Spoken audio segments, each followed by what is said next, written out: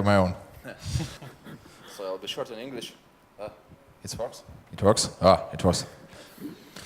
And I'll start with local meme. Let me speak from the bottom of my heart, because my English is terrible. So you will be heard so much. My name is Alexander Mezin, and I will speak Russian.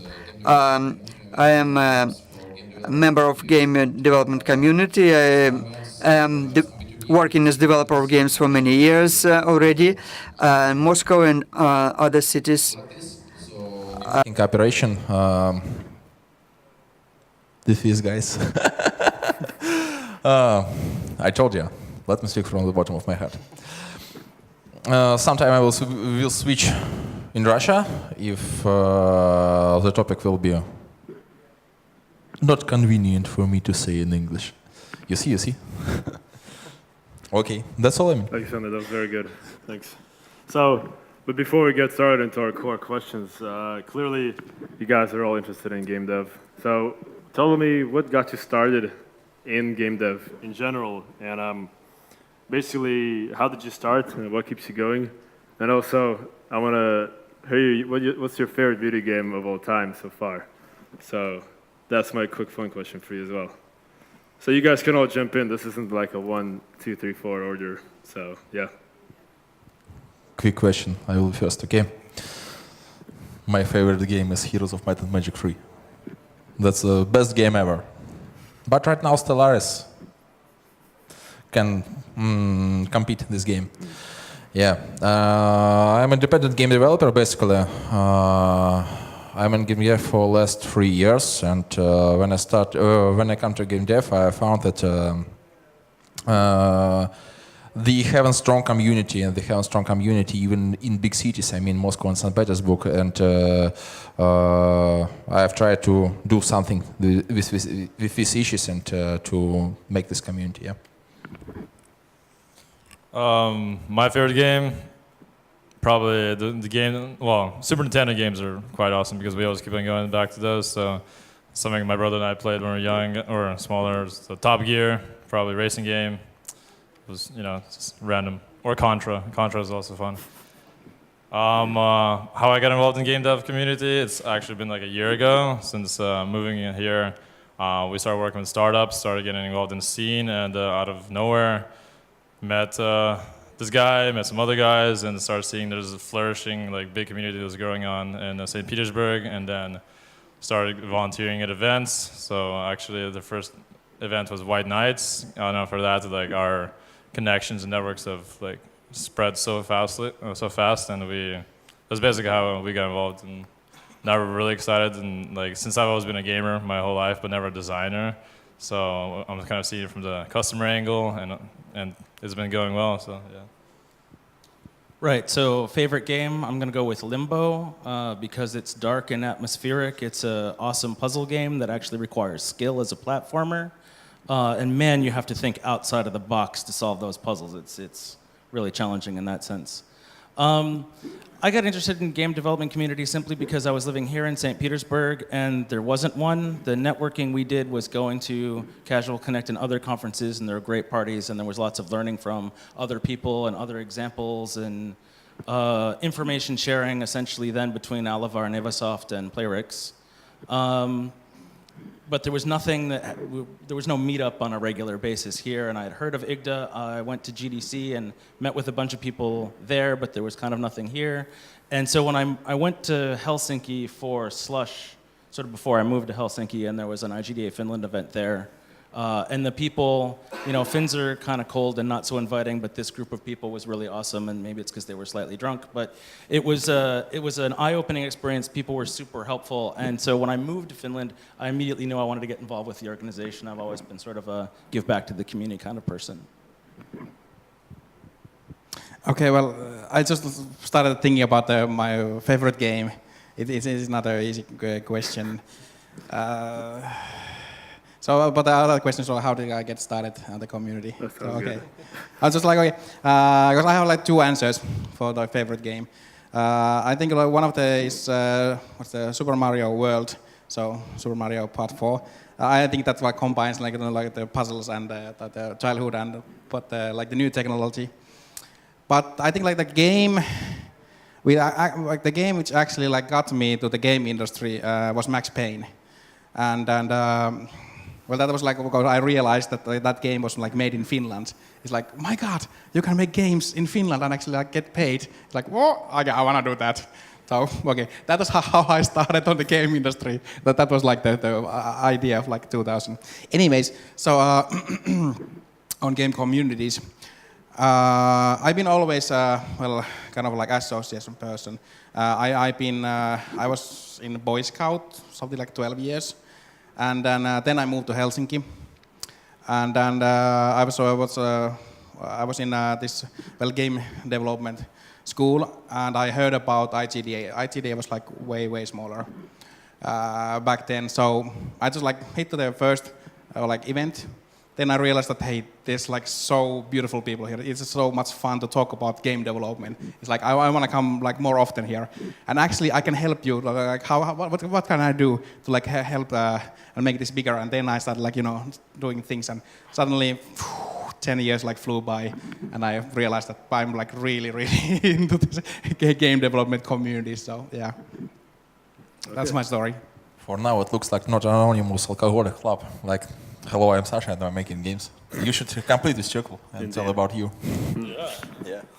Well, I will answer that question, of course, as well. Actually, probably one thing that got me involved in the game world in general was Myst initially, and then but I have to say probably my favorite would be Riven, because that just blew my mind. I played that for quite a long time. But we will get back to that question, good sir.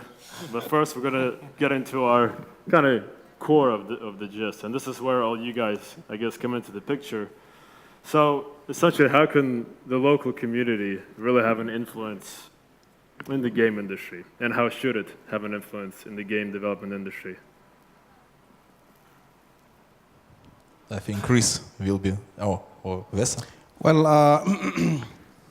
I think like the game industry in Finland started kind of from the communities, thinking about the early days of a demo scene, and then there was like this like small community, and then they like created products, and then they started having game companies, but overall, because companies are made of people and individuals. So when individuals meet, they got new ideas, networking, project partners, and so on. So I would see that the greatest benefit is from meeting to each other and like sharing ideas. Yeah, I think it's definitely about networking. It's about giving people an opportunity to meet and just talk about what's going on. But I think the biggest thing that it does is people, I don't know, maybe they have some drinks, they talk about stuff, they share crazy ideas. But they begin to have shared experiences, they begin to trust each other. And I think it's that understanding and trust that really builds the whole community. One thing I wanted to talk about is an initiative that Rovio is doing right now. There's a new European legislation that's going to come into effect called GDPR, which is the General Data Protection Regulation. And it's really complicated, and there's a lot of stuff that's very much open to interpretation. And because the guy who's in charge of the technical department knows a bunch of other people in the company, never mind the fact that Rovio is a big company, we have our own legal team and this sort of stuff, he decided to reach out to a bunch of other companies like Fingersoft and Supercell, even Wargaming is part of this group, and basically pull everybody together because they realized that we can brainstorm use cases, kind of go through the whole legal process and then begin to develop tools or address technically how we're going to solve these things. And if Petri didn't trust those people, this whole sort of task force would have never happened. And I think this is something when individuals at big companies or small companies, they trust each other, these kind of magical initiatives happen. And I think this can be transforming for some things. I know we've spoken with him, and probably in February we're going to have some sort of sessions with IGDA Finland, so indies and smaller studios that also have to comply with these laws can quickly get up to speed and hopefully implement stuff so this won't be disruptive for them. But that's just an example of some of the stuff that can happen when people really trust each other. I completely agree with you guys, especially like the networking point of view, and like I guess, yeah, the more you talk, the more people you meet, the more like serendipitous ideas come out of that, and you never know when like the next like guy is gonna come up with the next big idea. Also, like people make games for people to play. The local community is like the first people that can actually like give immediate results, tell them if it's, I guess, something worthwhile or not. So this is like the first, I guess, group you can test your games on before you're spread out to like the global community as well. So that's how I think the local community can benefit or help in that aspect as well. I can say something about history. You can look on game dev community, not like this local community of game dev enthusiasts, but we can look at from the history. The most can I speak in Russian? Yeah. It will be easier. Да, немножко по-русски. A little bit in Russian. Okay, historically, if we look at game development and address the philosophers, poets of the Silver Age and the rock groups of 1960s, 1970s, what we see is all the key individuals belong to some community. There was some community around some idea. They all made inputs. They all contributed to this idea. And all of a sudden, we had something huge, something enormous, which is still there. We still hear the echo of this huge idea. So it's still moving forward. So there must be someone who would organize it. So we need someone who would allow these people to survive in a specific country and do what they want to do. Mike and I growing up in the States, we're used to seeing this kind of Namco and the Capcoms and all that stuff. And you always imagine game dev as like a super large scale type thing. And then here, we go to game beats sometimes as well. And you see these guys just bring their homemade games and kind of getting a quick taste from their local community. And that's the first touch point, I'd say, for like the bigger world, right? Because how else can you even appear on the scene? And this is a great way. So I think it's great that it's doing it, and it's good that you're doing these Game Beats meetups, for example, and I think they're quite worthwhile. So my next question kind of ties into what I mentioned a bit about these bigger corporations. So essentially, big companies and indies can have approach game development absolutely differently. Not just because they have different budgets, but for many reasons. And does this present a problem for the community? Or does this present an opportunity, or both? I don't think it presents a problem per se. I think it just presents different people have different passions and are motivated by different things. It's a whole lot easier to get a job working for a AAA company or a bigger company and support yourself and not live in your parents' basement. At the same time, it's like I really love the passion that I see at indie festival games. I'm an indie prize judge myself for Casual Connect, and I just see a lot of amazing, crazy ideas that might not get greenlit at a AAA company. So there's definitely room and a need for both in the community. The one only cautionary tale I have, or I've heard of this, was I heard from our friends at IGDA, at IGDA Estonia, where the primary organizers of the organization were working for an incubator, an accelerator, and Creative Mobile, which is the leading game company there. And the indie developers there were very cautious of the organization because they felt the organization was going to dictate some sort of, you guys need to be more profitable. And I don't think that's really an issue, but that it created a bit of tension in the community, and I think all of that can be overcome. But if you're starting a game community, that's something to be cautious of, and be sure that you're offering something for both types of people. So yeah, I agree with you there. I know I guess the biggest difference between big scale game companies and the indie developers, that one has unlimited funding basically, while indies are struggling to survive, pay their bills.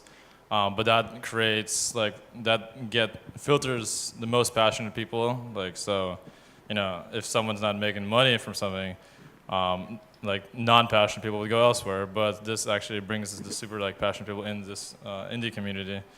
and you get really cool stuff from that. And that also brings more people together because they need to kind of stick together to make cool things happen. So that's kind of the difference I see there. So I can say they have statistics about our meetups, and more than 20% of our participants is the big companies, and more or 40% of our participants is indie game developers. And when big companies come to us, they are saying, "Oh, guys, can you prepare content for us, interesting content for us?" And indie game developers came with same point, but they asking different things. So from this point, it's hard. But then big companies comes and ask, "Oh, guys, we need new ideas, we need new game developers." And I say, "What for you asking for content for you? Just ask me to attract more indie game developers. Come to indie game developers content and take a conversation with them. Your content is the developers that come to this meetup. That's all." Yeah, well, okay, well, quickly, like looking from like a really grassroots level, like let's just say you're in the event of like a networking event. So I'm just thinking like more like different people, different companies there are.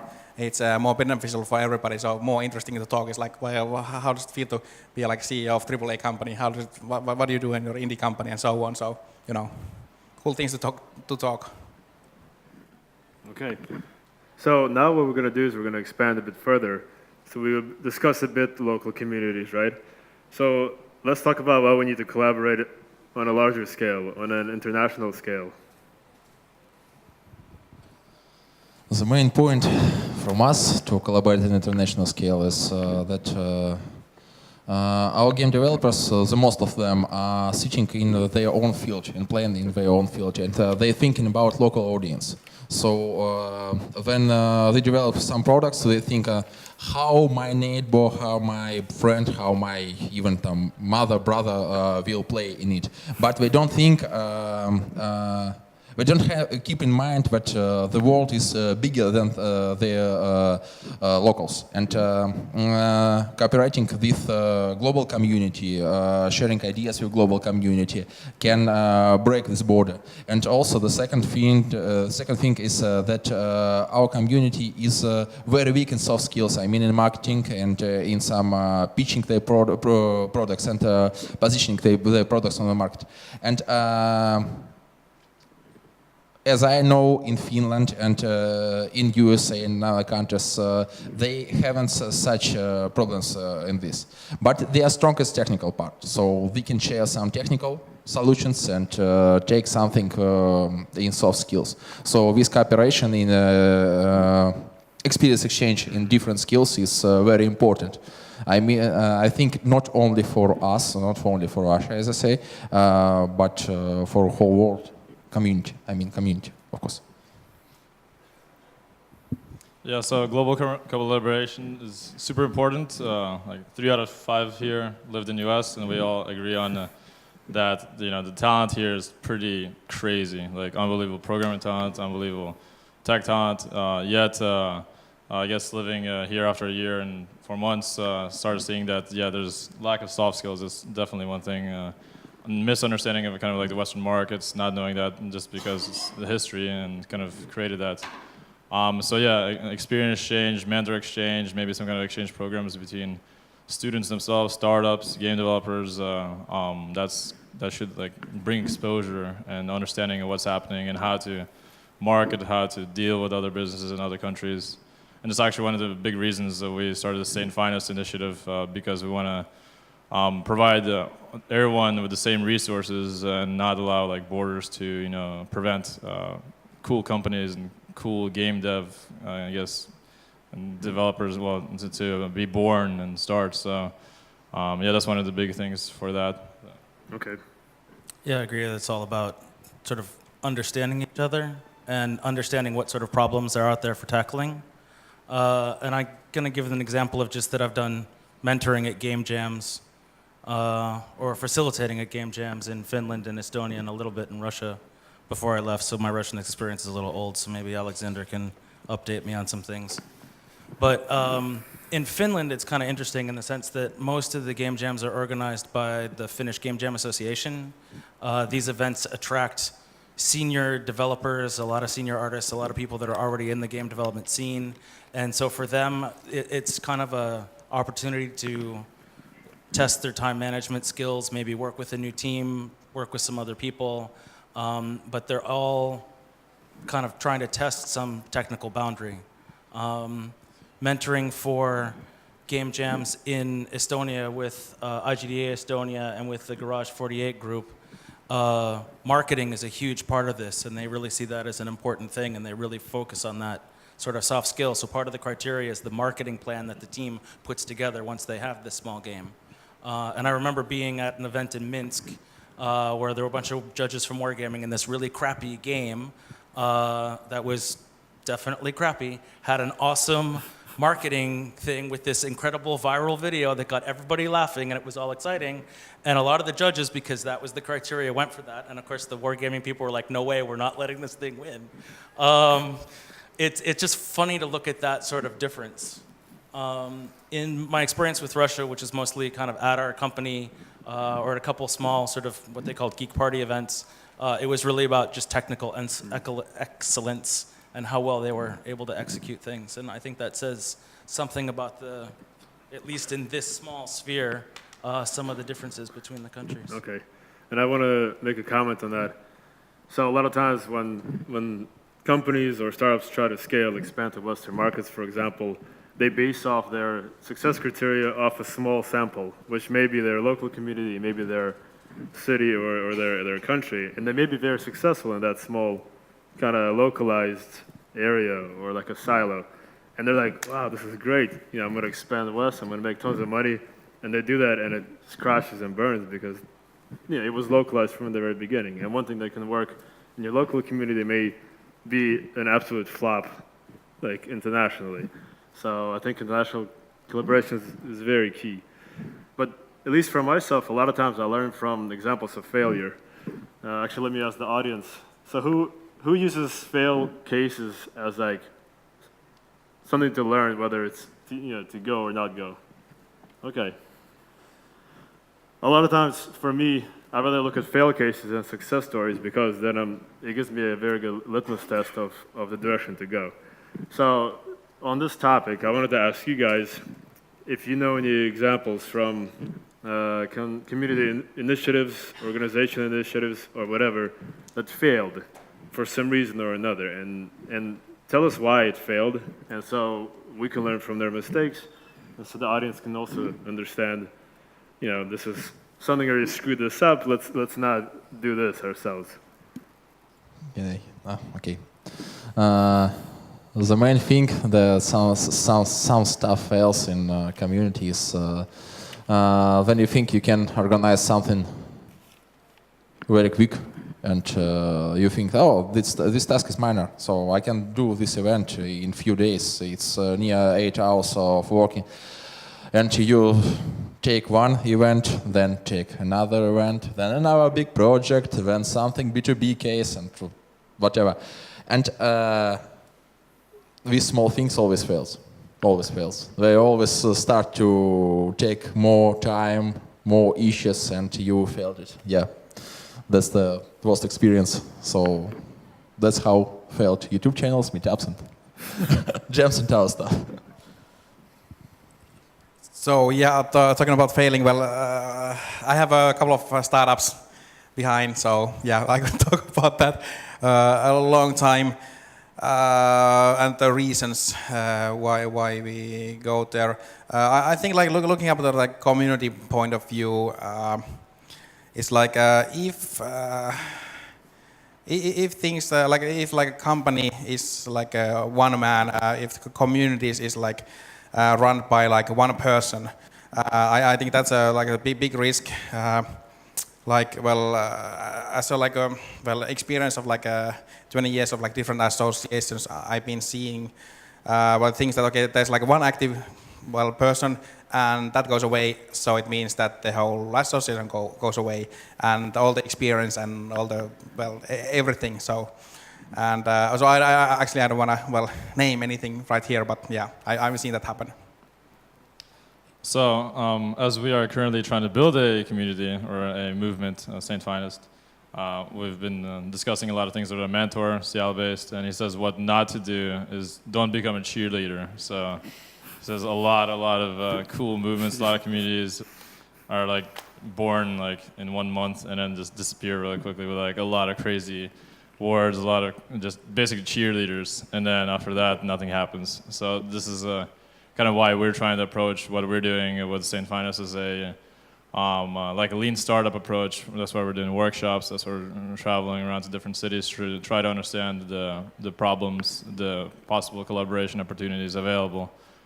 So yeah, as creating a community, don't cheerlead, but actually take the lean startup approach and make it smart, I think, and also have like passionate people behind it to like keep on pushing forward in terms of like in times of low times. So yeah, that's from me. Yeah, just to comment on sort of IGDA Finland, and we have 12 different hubs. We have sort of chapters in 12 different cities in Finland, and we've had some of those cities kind of close and shut down and then kind of come back.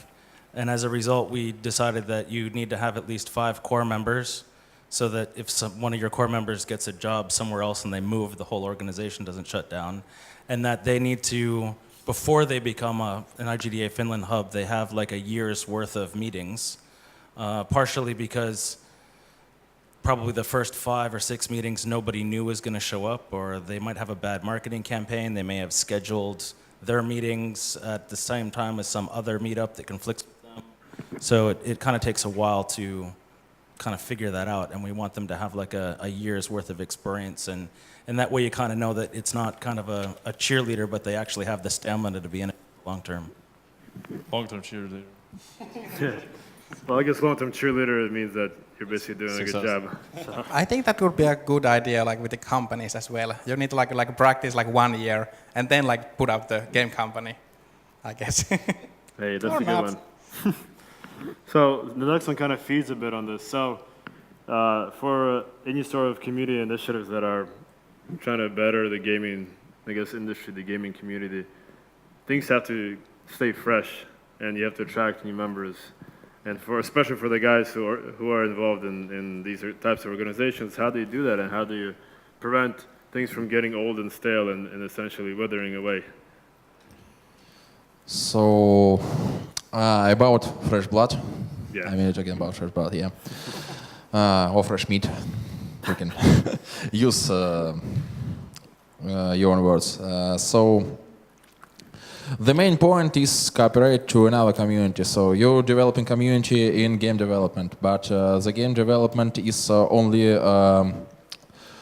one piece of IT community in Russia. So we're collaborating with Engine's community, I mean Unity, Unreal Engine, Default, to share content, to share our message in their communities. I mean, right now I'm in communities in VK and Facebook to share our message, and also collaborating with some IT communities, because many IT specialists want to want to start their own career in game development, and they have interested for it, and they want to receive such message, and came to our meetup and find how they can start their career in game dev.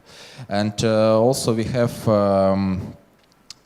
some statistics about our meetups, and from Moscow and from St. Petersburg, and it's near same. Your meetup will and your community will grow and will be healthy if you have 60% of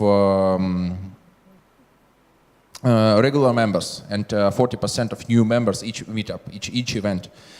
So you should share your content maximally through communities in VK and in Facebook. In VK if you're talking about Russia, and in Facebook if you're talking about other countries, and use influencers, use their Twitter accounts, YouTube, to share your message, to attract more people. That's the point to for your community to stay healthy. Yeah. So yeah, actually I'm still thinking about my favorite game. What was could you repeat the question about? How do you get fresh blood? Fresh blood for the community. Yeah. Well, at least in Finland, well, there's like one rule you talk about IGDA. We actually, well, I totally agree what Alexander said there. The game industry in Finland started to grow real fast, some years back, and we got actually companies involved as studio members to our association. So that was a good way to spread the message.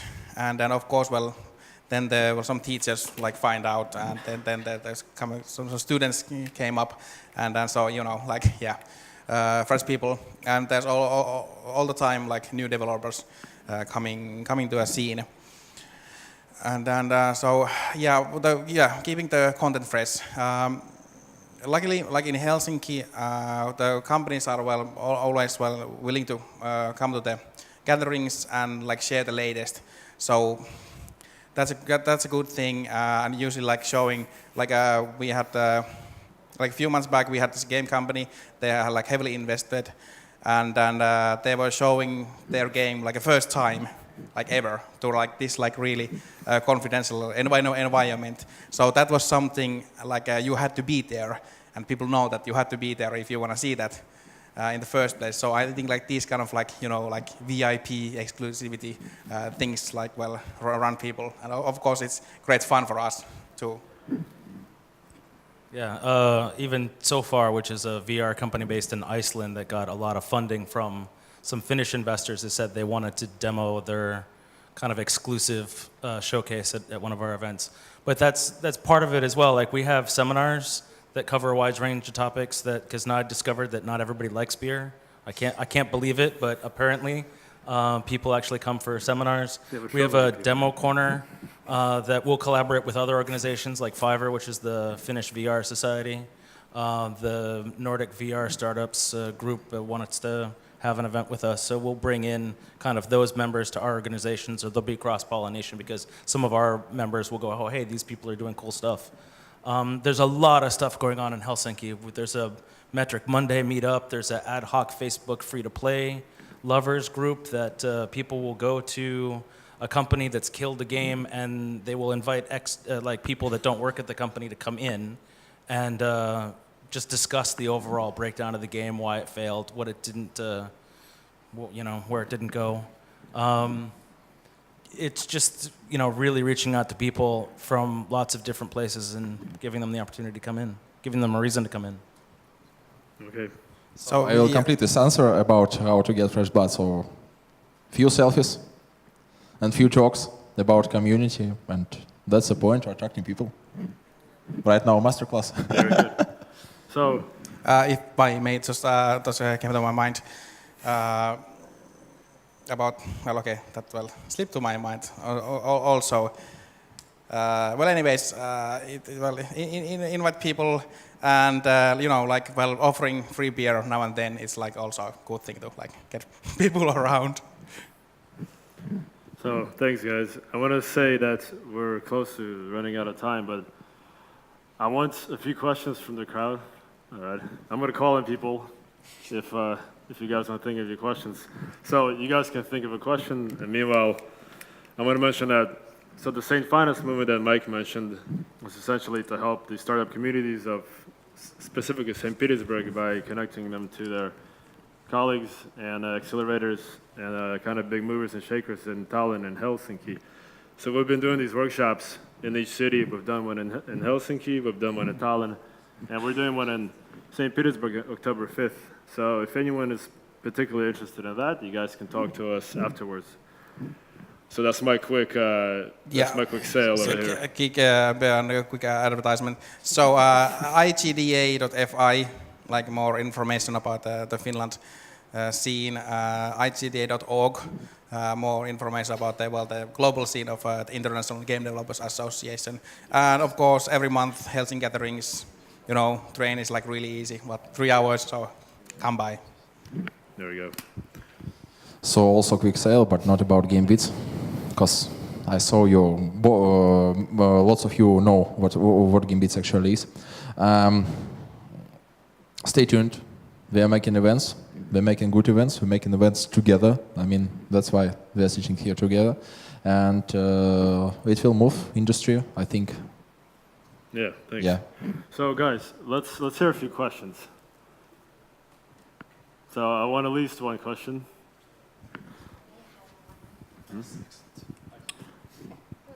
Question from the lady in the pink. We have a question over there. You save us. Now it looks not so funny. Hi guys.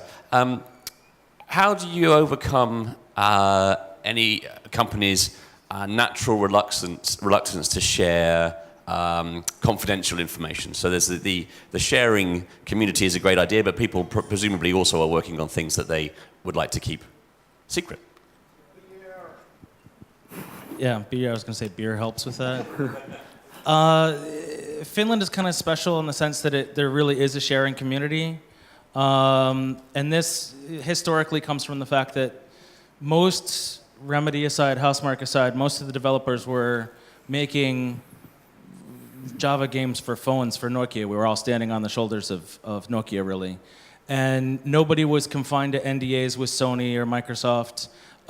They were small games, the development cycles were short, people failed fast, but people were open to meet up, drink beer, and share their stories. I know 4 companies that have entered an open sharing agreement where they feel, because they're smaller companies and they're only releasing 1 or 2, maybe 2 games a year, they can learn faster by sharing all that data together. It's not really a huge issue in Finland, but like I work at Rovio and we're kind of tight-lipped about what we're doing. But we can talk about processes, we can talk about a lot of best practices that we've learned and maybe shared internally. We're just not talking about specific games.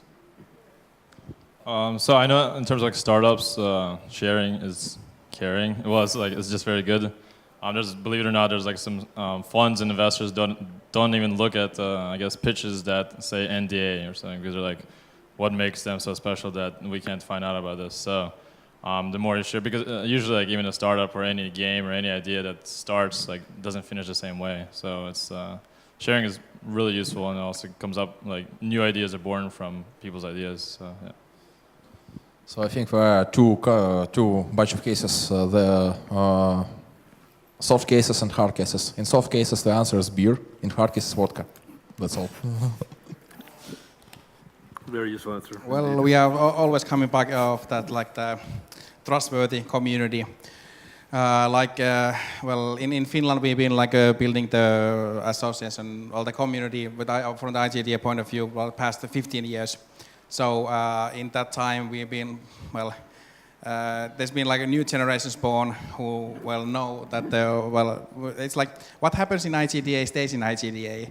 So if I show you mine, you'll show me yours, and so on the games. So I think it's like overall, well, we have like a really good environment for that. But of course, well,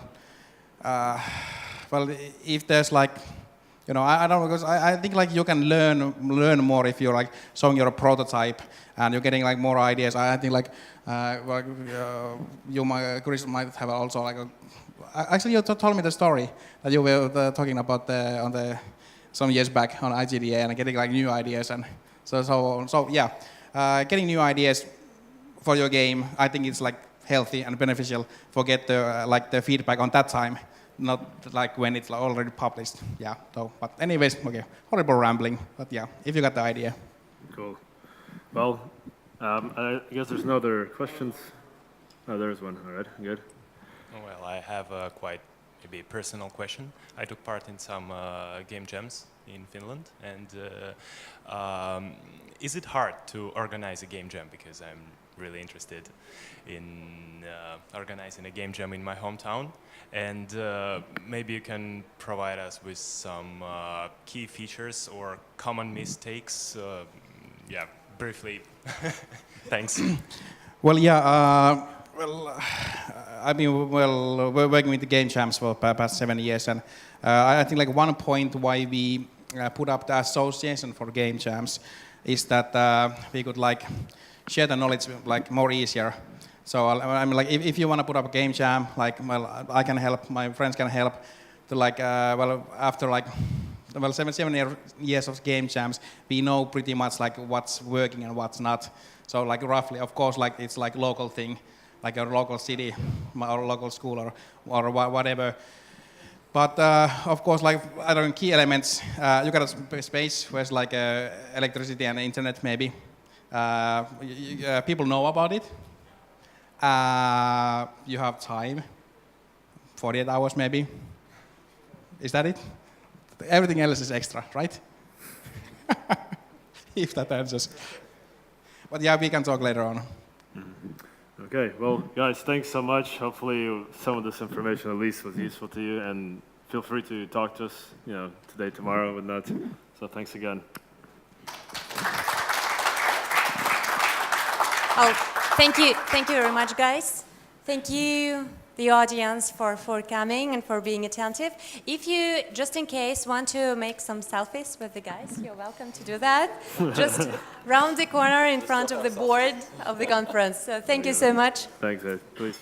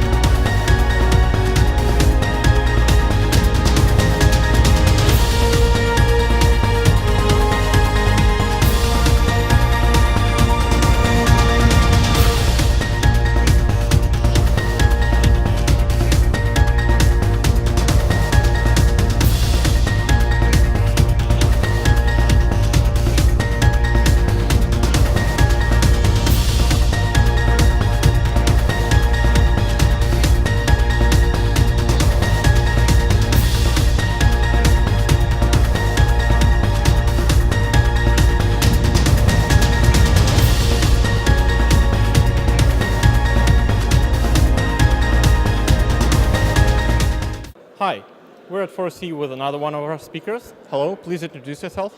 Hi, my name is Leszek Szczepański. I'm a senior gameplay programmer at Guerrilla Games in Amsterdam. Great, so tell us, let's talk games. What's your favorite video game? Neverwinter Nights. That's an awesome choice. What's the very first game you've ever played? I don't remember. I mean, I had an original Nintendo, so I played like Contra or Mario. But the first game I actually remember playing well was Doom. I was way too young to play it. That's some time ago. How did you get into the industry? Actually, I was a little bit lucky. I was studying at the time, and like in between universities, so to speak. And my sister said, "Hey, there's this company doing games. Would you be interested in applying?" I applied, and I got a job in mobile industry. And for 5 years, I did mobile games until I figured I'm done and started doing console games. Not bad. But if you had the chance to go back to the time and give yourself one advice, what would it be? Don't worry about school, just make games. You hear that? That's what I'd wanted. So tell us, what do you like and hate about the modern industry? Okay, so my perspective might be a little bit weird because a lot of people complain about the crunch, working conditions, so on and so forth. I've been really lucky where I work right now because the working conditions are really, really good. The only thing I can complain about the AAA industry is that even being like in a senior position, you don't have that much control over what you're building. And you have dreams, you have things you want to build, but you're still like part of the process. If you're like in a 200, 300 person team, you would like to make a bigger impact. On the other hand, we are building amazing things. It's wonderful to work like 5 or 7 years on a project, and after seeing all these prototypes, bugs, failed builds, and so on and so forth, see the thing on YouTube or on the disk and actually playing out more than you had imagined, and much more than you could have built on your own.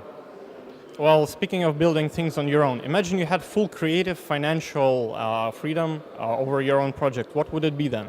Oh, I'm a horrible nerd, so I would just create like an isometric role-playing game. So something like Fallout or Baldur's Gate. So something like that. I'm not sure about the setting, maybe something futuristic, but like a really hardcore isometric role-playing game. That would be something I would do on my own. Speaking of futuristic, where do you see the industry going in the future, like in 10 years' time? Maybe some breakthrough technology? Oh, I'm not really sure. I mean, we've been talking about the end of PC gaming, end of console gaming for years now, and it didn't happen. So I think that there will be small revolutions coming on, like new technologies, new ideas, but we will be still sort of standing on the shoulder of giants. So PlayStation will be there, Xbox will be there, Nintendo will be there, and there will be a lot of stuff, and we will continue growing. Consoles will continue growing, PC will continue growing, mobile will continue growing, and new technologies like VR, AR, or God knows what else will also continue growing. That's what I think, at least. Is crossplay gonna become a thing, you think? Sorry? Is crossplay going to become a thing? Like between different consoles? Or? Yes. I think so. I mean, there's only benefit to that, right? And it already happened before with different games. So I think it will happen, but it's not up to people like me to make it happen. Well, speaking about tech, we have VR, AR, and lots of amazing stuff. Do you think these new input methods will eventually replace conventional controllers or not? I definitely don't think they will replace. I think they will be their own thing in their own right. So people were talking about mobile replacing normal games, and that didn't happen. People were talking about mobile replacing even handhelds. And yes, the handheld market is so much smaller, but it's still there. I mean, how many people bought the Switch and walk around with a Switch, right? So I think VR and AR will be just another market. More people are coming into gaming and they want other ways to play. Yeah, definitely. We're trying to see into the future here at 4C. And what's your opinion on the conference so far? It's really nice. It's actually well organized. I'm surprised that organizers can manage all this herd of cats, like speakers and the guests and everyone, so it's going quite well. I haven't seen a lot of talks just yet, but I looked at the talk list. It seems pretty interesting. There's definitely some knowledge which I'll be able to take out of this, and I'm looking forward to that. Any particular speech you're maybe looking forward to? To be frank, I'm so freaking out about my own talk that I haven't figured out this specific one I want to see, but I made like a small list. I circled in our brochure, so I'll be looking into what I would really want to see. If you heard your own talk from the audience, what question would you like to ask yourself? Whoa, that's a difficult question. I'm not really sure. I'm kind of hoping that I'm giving all the information that I'm supposed to give. So I hope there won't be that many things unclear that will require more questions. I'll be talking a lot about component-based architecture, and maybe that would be useful to elaborate on that, why Gorilla started with component-based architectures, why everybody's doing it pretty much. Maybe something like this. Well, hopefully you find the needed answers, and thank you very much. Thank you very much.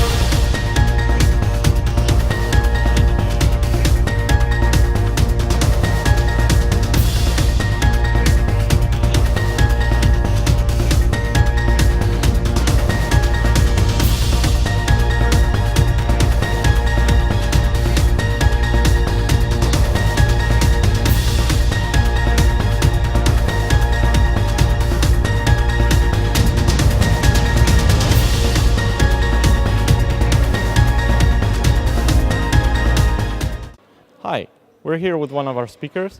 Hello, please introduce yourself. Hello everyone, I'm Alex Babko, Head of Global Special Projects at Wargaming. So Alex, tell us, what have you got to show us? Well, today and these days at 4C, like the world's best game designers, game developers are sharing their experience with everyone here at 4C. And Wargaming also introduces our best practices here, and today we show to all the attendees the new augmented reality experience that Wargaming has recently built. So basically we've taken the Sturmtiger from World of Tanks to real life, so that more people around the world can experience it, can interact with it, and that's basically what happens behind our backs. So those guys with HoloLens and with the Google Tango device are seeing the future, because they see the Sturmtiger here in the at the conference, but all people around them who don't take the devices, they basically can't see that, but those guys are already seeing future. Sounds amazing, but how does it work? Technically it's a Unity-based application, but available on the Microsoft HoloLens and on Google Tango device. But from the storytelling standpoint, it's part of Wargaming approach towards preserving history, so that we take the model from World of Tanks, which is really unique in real world, so only 2 Sturmtigers left in our world. But with help of augmented reality, we bring it to as many people as possible, so that they can explore this masterpiece of engineering. So basically we can relive history with this device, don't we? Yeah, absolutely. So this experience is already available at the Tank Museum in Bovington, as well as in the Museum of History of Great Patriotic War in Minsk. And we will bring it even closer to other locations as well. Pretty cool. Can we see how it works?